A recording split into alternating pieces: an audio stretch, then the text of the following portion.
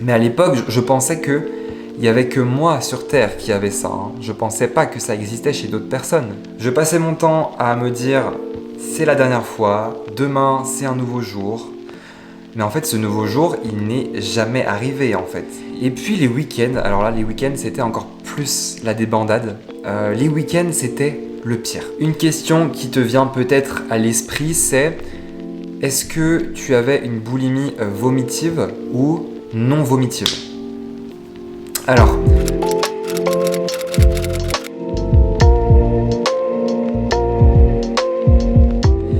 salut, c'est Raphaël et merci d'avoir cliqué sur cette vidéo qui est une suite, c'est la suite de mon parcours avec la bouffe et le poids.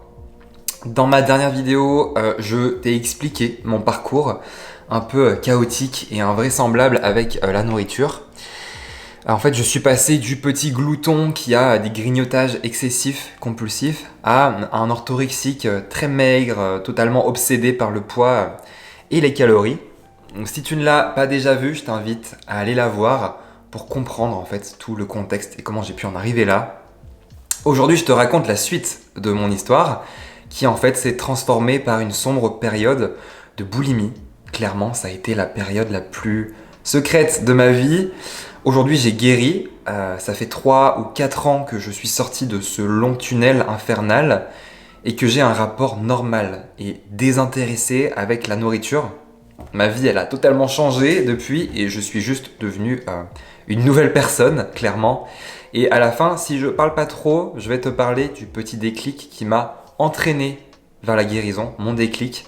Parce que tout ça, c'est un sacré chemin et puis ça fait partie de mon histoire. Alors, pour te situer un peu, je te rappelle que j'étais devenu totalement obsédé par les calories et que j'avais la phobie des glucides. Donc voilà, j'étais arrivé à mon poids le plus bas, mais c'était aussi mon poids le plus malsain. J'avais sacrifié ma santé mentale pour un certain poids, très clairement.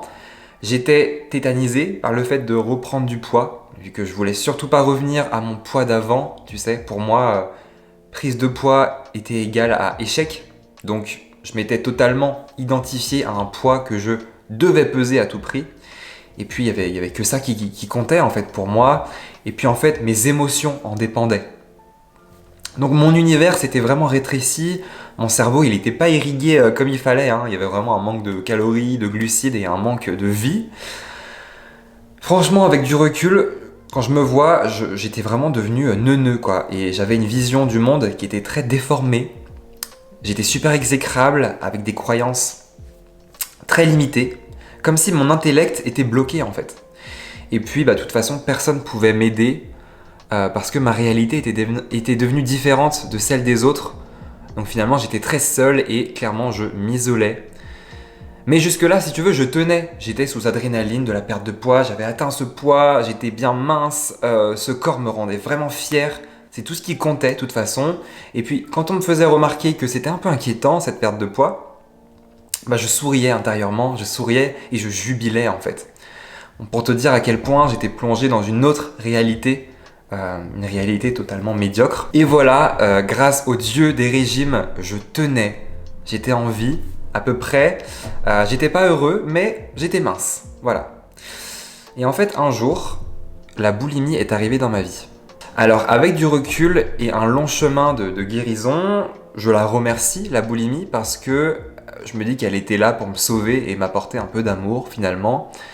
Je pourrais te donner 1000 exemples de crises de boulimie que j'ai pu faire, mais c'est un truc dont je suis pas forcément fier, c'est quand même assez intime et honteux, mais je vais te donner quelques exemples de crises qui me viennent là en tête à l'instant T.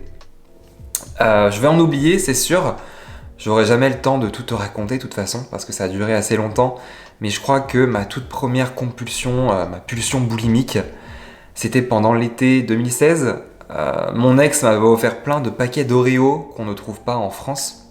Parce que oui, je mangeais rien de tout ça, les Oreos, mais je fantasmais grave sur la bouffe. Genre j'étais devenu obsédé par les recettes sur Instagram et j'adorais regarder des vidéos de bouffe qui dégoulinent, de gras, ça dégouline de fromage fondu, de chocolat fondu.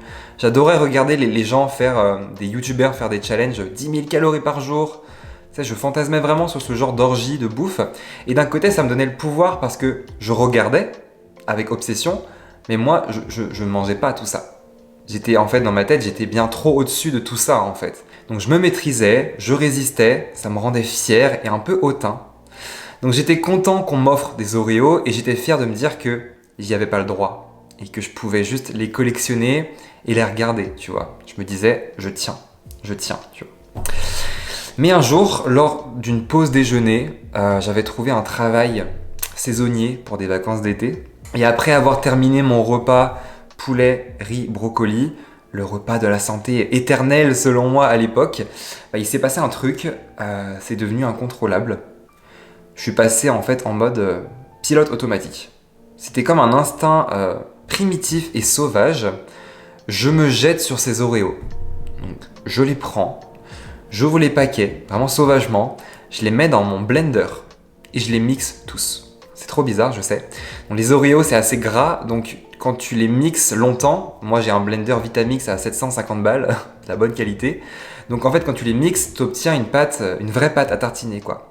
Et là, je prends une cuillère et je dévore sauvagement l'intégralité de cette pâte à tartiner, comme un yaourt, à pleine vitesse.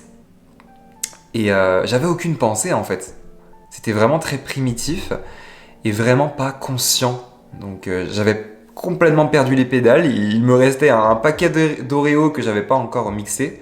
Et après avoir mixé et englouti les 2 paquets, je me mets finalement à mixer le dernier paquet restant et à me faire une seconde pâte à tartiner. J'ai englouti tout ça. Et là, ça m'a fait bizarre parce que ça m'a replongé dans mon passé de petit glouton, quoi, dans mon passé. Et genre, je suis revenu à la case départ en 1 seconde, quoi. Mais en 10 fois plus extrême. Là, on n'était pas sur un grignotage excessif, on était sur une pulsion vraiment sauvage. Et quand c'est passé, je nettoie le blender, je commence à me sentir un peu en alerte, comme si j'avais commis un crime et que personne ne devait le savoir. Et j'ai même pas compris ce qui s'était passé en fait. Je me suis pas dit grand chose. Je suis resté silencieux, mais très alerté inside. J'étais seul à la maison, ma mère n'était pas encore rentrée, elle, pour sa pause. Donc j'ai caché, j'ai jeté tous les emballages d'Oreo, ça j'étais habitué à le faire. Les emballages vides. Et puis il était bientôt l'heure de repartir au travail. Donc là ma mère, elle rentre, elle me demande comment ça va. Moi je fais comme si rien s'était passé. Je dis oui, ça va très bien. Et toi? Le masque, tu vois. Et je reprends la route pour retourner au bureau dans un état d'alerte, quoi. C'était inexplicable. Je me souviens qu'il faisait super beau. Je crois que c'était la période de la canicule. Mais je voyais tout en noir et blanc. Et vraiment, j'avais froid. Et je me suis formellement promis intérieurement, évidemment, que ça se reproduira jamais. Et que c'était mon cheat meal du mois. Donc ça va, je pouvais encore me rattraper après cette bêtise. Mais ça, c'était mon premier dérapage. Et moi qui étais devenu vraiment cette blanche colombe parfaite, alimentairement parlant, j'étais vraiment cette blanche hermine très propre. Et là, je venais vraiment de salir mon pelage parfaitement blanc. Donc j'avais limite l'impression d'avoir du sang sur les mains, quoi. Et évidemment, tu imagines bien, ça s'est pas arrêté là. C'était en fait le tout début d'une nouvelle phase. Ma seconde crise, si je me souviens bien, c'était lors d'une compétition de cupcakes. Ouais, c'était le même été en fait. J'ai participé à une compétition de cupcakes parce que oui, avant j'étais un pro du cupcake. Vraiment, c'était ma passion et j'avais une imagination débordante. Et je me retrouve en fait à devoir faire plein de cupcakes pour ce concours. Et là encore, en fait, j'ai perdu les pédales. J'étais pas dans ma cuisine, je pâtissais chez quelqu'un d'autre qui me prêtait sa cuisine. Et j'ai commencé à engloutir la pâte crue des cupcakes. Donc j'ai pas su m'arrêter, j'ai fini par engloutir la moitié du glaçage au beurre et au sucre glace. Donc le fameux glaçage qu'il y a sur les cupcakes qui est juste du sucre glace et du beurre. Et à peine sorti du four, j'engloutissais en fait les cupcakes sauvagement alors qu'ils étaient encore bouillants. Alors qu'ils n'étaient pas pour moi, ils étaient pour la compétition, quoi. Donc pareil, je passais vraiment en mode pilote automatique et c'était totalement sauvage et incontrôlable. Donc j'avais dû refaire du glaçage et de la pâte tellement il en manquait. Je me sentais super honteux et super mal en fait. Puis physiquement, c'était très inconfortable quand même, parce que je venais d'avaler des tonnes et des tonnes de beurre et de sucre glace et plein de farine. Donc mentalement, j'avais juste envie de mourir, tellement j'avais l'impression que, que c'était la fin du monde. Mais, euh, mais voilà, j'ai enfilé mon masque, tu sais, et je suis arrivé à la compétition en mode brivante de camp avec mes cupcakes, le grand sourire, et puis j'ai gagné le concours. Alors personne n'a pu imaginer à ce moment-là, derrière mes airs de mec super cool, que je venais de faire une orgie de 2600 calories de cupcakes en cachette.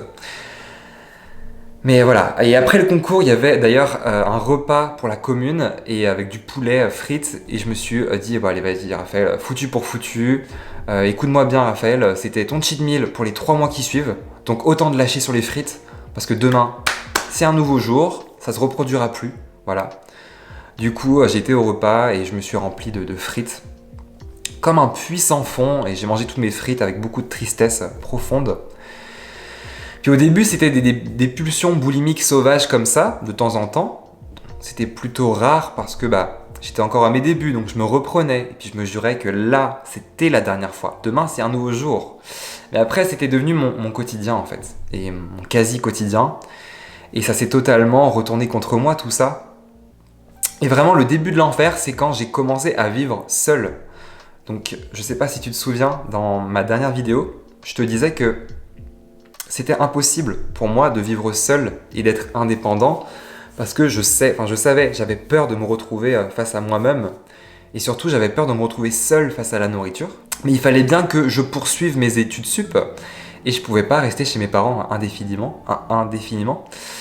Donc j'ai réussi à décrocher un contrat d'un peu plus d'1 an en banque et me voilà donc avec plein de nouvelles responsabilités, un travail, des objectifs commerciaux à réaliser, un diplôme à passer, un appartement, moi aussi qui étais très très timide et pas du tout sociable, me voilà plongé dans une équipe commerciale avec des collègues commerciaux. Moi j'étais juste là, je voulais donner bonne image, mais j'étais vraiment invisible, j'étais vraiment une plante verte dans l'entreprise. Franchement, personne ne me connaissait. Limite, si personne me disait bonjour tellement j'étais invisible, j'existais pas en fait. Et voilà, plus cette pression pour vouloir contrôler mon poids, vouloir manger parfaitement, aller à la salle de sport. En fait, c'en était trop et je me suis fait rattraper par la situation en fait. Je me suis juste fait rattraper. Du coup, quand je rentrais chez moi le soir à l'appart, c'était vraiment la débandade. Vraiment, j'avais des crises tous les soirs. Le midi, c'était nickel parce que je mangeais au self où je me faisais des Tupperware en mode ultra diète. Mais le soir, je me suis retrouvé face à moi-même et la nourriture avait repris le pouvoir sur moi. Mais en 10 fois pire.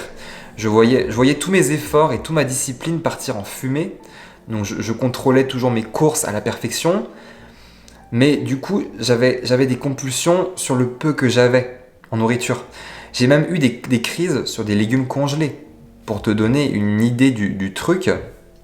En plus, c'est bête parce que j'avais un salaire plus que correct. Donc j'aurais pu mettre plus de budget dans mes courses. Mais non, en fait, j'étais très radin avec moi-même. J'achetais juste de quoi faire ma cuisine du mardi au samedi ou du lundi au vendredi. Mais voilà, vraiment rien de plus.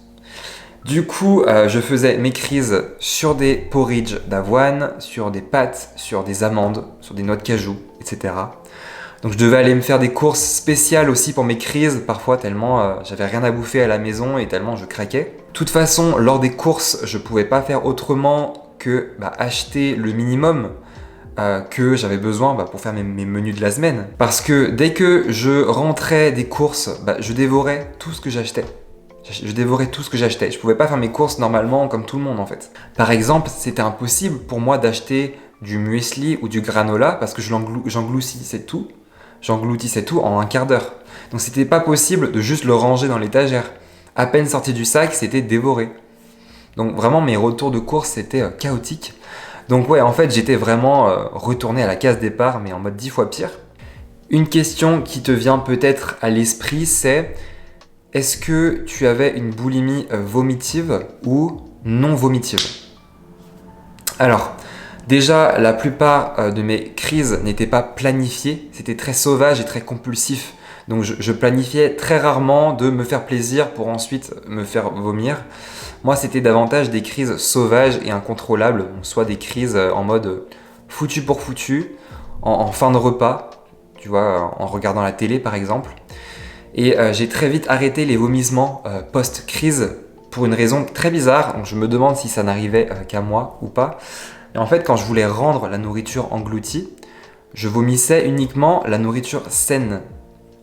Par exemple, je mangeais mon riz, brocoli, saumon à midi. Je tapais une longue crise à partir de 18h. Et quand je voulais rendre la nourriture, il n'y a que mon repas sain du midi qui sortait. Genre, je vomissais que mes légumes et mes protéines. Impossible de rendre toute la merde que je venais d'ingurgiter sauvagement. Elle restait en fait, ça restait, ça voulait pas sortir. Et ça me rendait juste dingue et j'ai jamais adhéré, tu sais, à cette idée d'utiliser du soda pour faciliter le vomissement. Ça m'a toujours bloqué. Du coup, c'était une boulimie principalement non vomitive ou alors vomitive mais vraiment échouée. Et ça, c'était quelque chose qui me rendait encore plus mal. Vraiment, c'était insoutenable de garder cette nourriture en moi. C'était super dur. Les seuls moments où j'allais vraiment vomir, c'était en lendemain de soirée ou en retour de boîte, des choses comme ça. Parce que dès que je buvais de l'alcool, je me lâchais totalement. Je lâchais totalement prise. Je buvais trop et je m'enfilais 10 000 gâteaux apéro et ça sortait complètement de mon plan alimentaire, hein, clairement. Du coup, là, c'en était trop. Je me suis toujours fait vomir en lendemain de soirée. C'était automatique, en mode c'est non négociable en fait. Et dès les lendemains de soirée, j'allais faire un long footing pour compenser. Donc voilà, la pire des choses à faire, hein, clairement. Donc voilà, des cycles de crise comme ça en continu toute l'année, c'était insoutenable psychologiquement. Je continuais à voir la vie en noir et blanc.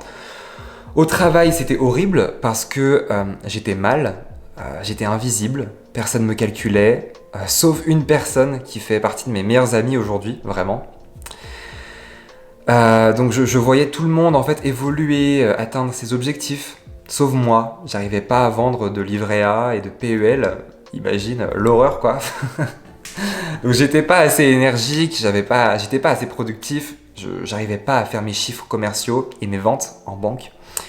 Et normal, hein, mon énergie n'était de toute façon pas suffisante. Toute mon énergie était focalisée sur la nourriture, la boulimie, le poids, et tout ce monde, mon monde qui était rétréci, et mes capacités cognitives qui étaient diminuées, et mon intellect en fait qui était juste bloqué quoi. Donc voilà, au travail, personne ne me calculait, mon boss m'a même dit que j'étais une erreur de casting.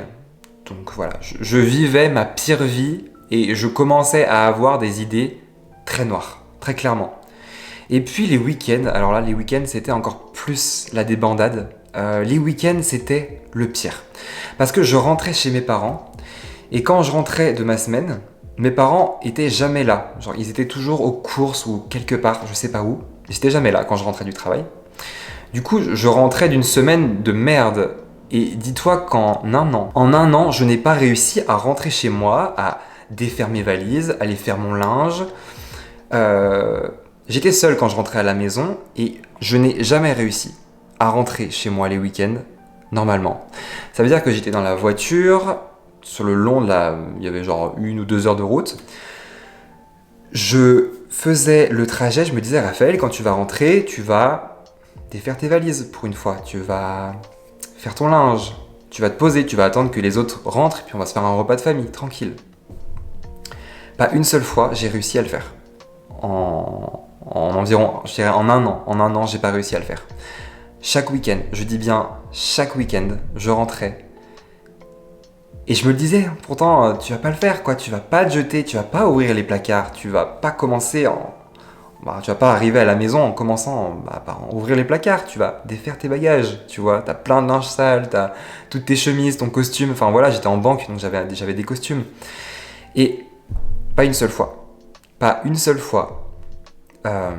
j'ai réussi à me contrôler en fait. Justement, c'était le problème, je cherchais à me contrôler et à chaque fois, je défonçais tout ce qu'il y avait dans les placards. Je me retrouvais à la maison où là, c'était l'abondance de nourriture. Donc la première chose que je faisais, j'ouvrais le frigo.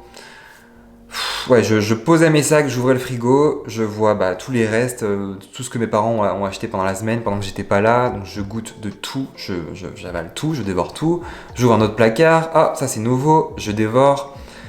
Et j'ouvre encore un autre, et puis ça finissait toujours en boulimie, hein, de toute façon, à m'enfiler des paquets entiers de noix de cajou, des paquets entiers d'amandes, des paquets entiers de noix, à défoncer 3/4 du pain.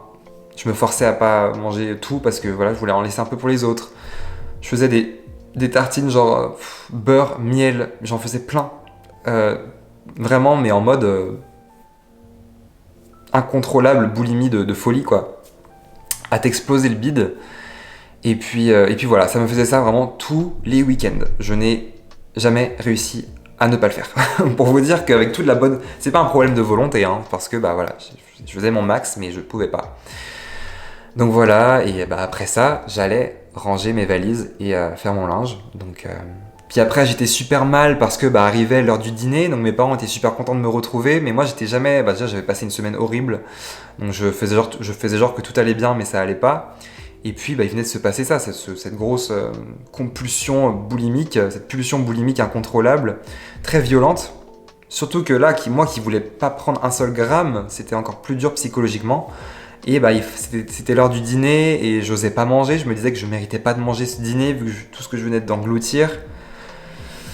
Donc vraiment, je passais des semaines de merde et puis rentrer pour mes week-ends, c'était encore la merde aussi. Donc franchement, invivable. Invivable. Ça fait combien 25 minutes que je parle. Faut que je me dépêche. Donc voilà, à l'intérieur de moi, c'était vraiment le chaos. Je maîtrisais plus rien du tout, vraiment. Je passais mon temps à me dire... C'est la dernière fois, demain c'est un nouveau jour. Mais en fait ce nouveau jour il n'est jamais arrivé en fait. Et plus ça allait, plus je m'enfonçais, plus je coulais. Donc voilà, ça te paraît rapide et dit comme ça, mais ça a duré quand même longtemps. Et ma dernière crise, je m'en souviens, l'une de mes dernières crises, c'était un dimanche soir, ou un lundi soir, je sais plus. J'avais pris mon dîner chez mes parents et je devais rentrer pour reprendre une nouvelle semaine de travail. Il était tard et je rentrais à mon appartement pour démarrer une nouvelle semaine de boulot, donc il faisait nuit. J'avais la boule au ventre, j'avais les larmes aux yeux, enfin les yeux larmoyants H24 de toute façon. Je vois une pub à 500 mètres KFC. Alors déjà la pub pour le KFC, je la voyais toute la semaine sur les panneaux, à la télé, enfin ça me rendait dingue. Cette bouffe de KFC, elle était restée bloquée dans ma tête. J'avais vraiment de l'obsession alimentaire, c'était vraiment obsessionnel. C'était une fixette, de toute façon, que je faisais. Donc je conduisais, je vois cette publicité. Il était assez tard. J'avais déjà mangé. Et là, je regarde dans mon rétro, je vois qu'il n'y a personne derrière moi. Et genre, sauvagement, je donne un gros coup de volant sur la droite, dans le rond-point, en fait, pour prendre une autre sortie. Et me voilà arrivé, en fait, sur le parking du KFC. Et je passe au drive en fait, et je me prends un menu comme ça, limite je mange mon KFC mais sauvagement, compulsivement, limite en pleurant quoi, c'était trop bizarre. Après en avoir mangé un, j'ai été refaire un deuxième tour, je suis retourné au drive, prendre un deuxième, mais c'était une crise parmi tant d'autres, ce que je te raconte, mais c'était l'une de mes dernières. Et puis voilà, je reprends ma route du coup, complètement en alerte, dégoûté de ce que je venais de faire, en train de m'insulter, en train de... culpabilisé fois 10 000, en train de me dire que c'était la dernière fois, c'était sûr que là c'était la dernière fois. Et en fait, après cette crise boulimique sauvage en mode pilote automatique, il me restait un petit quart d'heure de route jusqu'à chez moi, donc je reprends la route, totalement déphasé et déprimé. Et là en fait, ce qui s'est passé, c'est que la radio a arrêté de fonctionner, donc elle marchait plus et j'avais plus de musique. Du coup, silence. Et là, je commence à en fait me parler à moi-même. Je me parle à moi-même et je crois que c'est là que mon déclic a opéré. En fait, je me suis tout avoué. Tout ce qu'il y a de plus inavouable, je me suis mis à parler. Par exemple, tout ce que je te raconte là, je me le suis raconté. Parce qu'en fait, je me l'étais jamais avoué à moi-même avant. Donc j'étais dans une forme de déni. Et donc j'ai retracé toute mon histoire depuis le début avec la nourriture. Tout mon parcours, vraiment depuis l'enfance. Je me disais comment je me sens actuellement, qu'est-ce qui se passe dans ma vie, j'en suis où au niveau de mes sentiments, de mes émotions, comme si j'étais entré en thérapie interne avec moi-même Et plus je me parlais, plus je voyais les choses en face. J'étais arrivé en fait sur mon parking, j'étais arrivé devant mon appart, j'avais mes feux éteints, il n'y avait personne dans la rue, et en fait je suis resté assis 1 heure dans ma voiture. Et j'ai pas rejoint mon appartement. Je suis resté 1 heure dans ma voiture et j'ai continué à me parler. Et en fait ça a été l'un des exercices les plus guérisseurs que j'ai pu faire. Je me suis tout avoué, même les trucs que j'aurais jamais osé dire à un psy, j'ai mis des mots sur mes mots, c'était une grosse thérapie avec moi, et rien que moi en fait. Et je me suis dit, vas-y, t'es pas sur écoute, personne t'entend, donc vas-y, parle. Et c'est là que je me suis avoué que j'avais des sérieux problèmes avec la nourriture. Mais à l'époque, je pensais que il y avait que moi sur Terre qui avait ça. Je pensais pas que ça existait chez d'autres personnes. Je me suis avoué que je voulais contrôler mon poids, mais que ça se retournait toujours violemment contre moi. Bref, j'ai tout retracé et je me suis tout dit. Et c'était incroyable comment je me sentais plus léger de l'avoir dit. J'en avais jamais parlé à personne, même pas à moi-même. Est-ce que tu imagines la relation que j'avais avec moi-même à cette époque? Je me l'étais même pas avoué. Alors évidemment, c'est pas parce que ce soir-là, c'est pas ce soir-là que j'ai guéri, mais j'avais déjà mis un pied à l'étrier et j'ai réussi à comprendre par moi-même que tout ce qui m'arrivait, c'était dû au fait que je voulais contrôler mon poids, que je faisais des régimes bizarres, que j'avais une alimentation qui n'était pas normale et que je me privais trop strictement. J'avais compris en fait, j'avais fait le rapprochement et grâce au silence de ma radio tout simplement, finalement j'ai continué à parler et je me suis dit que je vivais pas du tout la vie que je voulais vivre, la vie que je voulais. À ce rythme, je voyais aucun avenir pour moi en fait. C'était le néant total pour mon futur. Vraiment, j'ai commencé à me demander vraiment comment faire pour m'en sortir. Avant, j'étais toujours mais pourquoi moi, pourquoi. Là, je me suis dit comment faire pour m'en sortir, clairement. Je fais comment? J'avais des crises d'angoisse, j'étais malheureux tout le temps et tout simplement malheureux.